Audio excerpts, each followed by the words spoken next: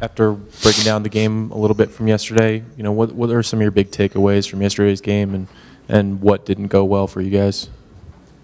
Well, I thought it was kind of a different stories woven within that basketball game. We had 11 turnovers in the first half, really sloppy decision making. 3 of them in the post. Bad passes, bad decision, and some perimeter stuff going on. 5-second call on an end out of bounds. Just didn't have the crispness and the execution and real solid poise on a road game where we've got to be better, frankly. And then we kind of addressed that situation at halftime and only had 3 turnovers in the second half, and then all of a sudden it turned into not being able to make open shots and shots around the rim. So I thought offensively we put a lot of strain on ourselves. We weren't functioning very well. We're going to get back to the drawing board this week and make sure we clean some stuff up. We saw a lot of zone between Oregon State and Oregon, and the week before it was man, and heading into the Arizona, I know we'll see a lot of man against Arizona, and who knows what against Arizona State. But we just have to play harder. There's sometimes I think you get lost in, hey, let's play hard defensively and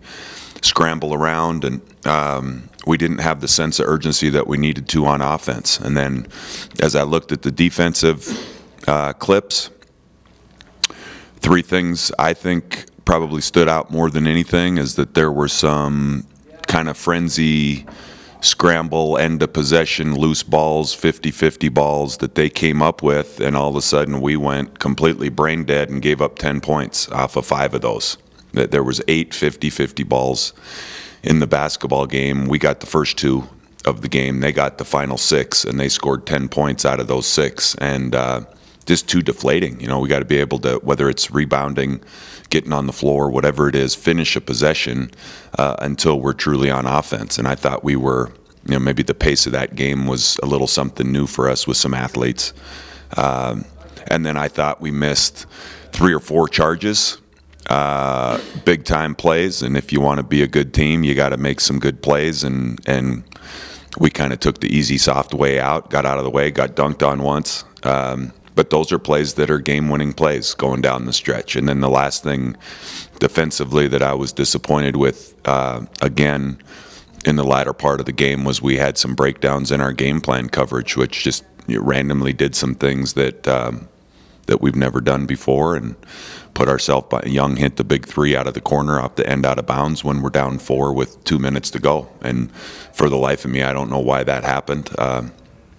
So it's a combination of things. It's not easy to, wrap it around 1 or 2 concepts. It was different points in the game that we had breakdowns, and that's, it's 3-point game with a couple minutes to go, and it looks worse than that at 11. But if we want to get where we want to go, there's just not that much margin for error. We've made far too many errors. Larry, what is Arizona State doing different than the last time you played them?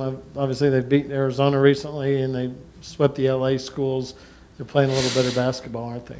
Yeah, they're getting some great performances from guys. If you look down their stat sheet, it's it's not necessarily one guy.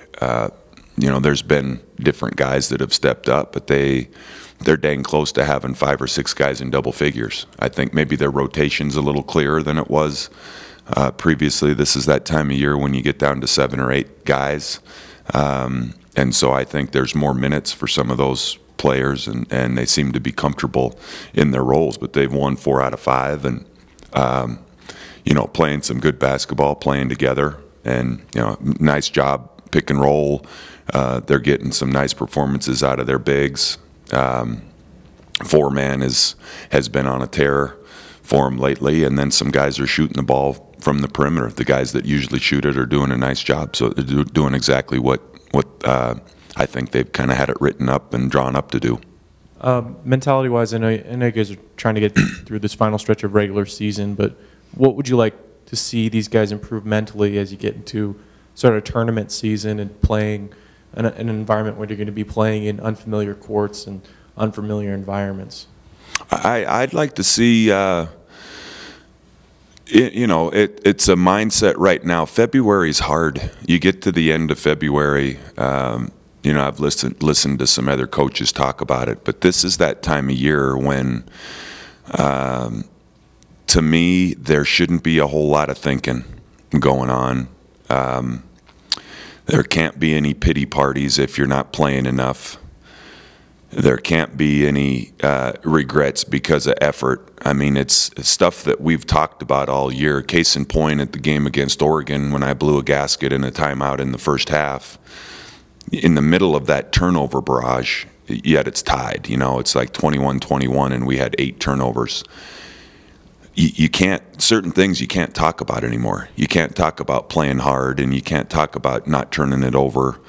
Certain things you have to bring to the table. And I think the challenge is for our guys individually, is that everybody, when you're presented with an opportunity, and I feel like we've got a chance maybe to do something this year that would be memorable for a lot of years to come. And let's not complicate it. I'm internal in terms of what I'm trying to focus on. What can I do to help our team?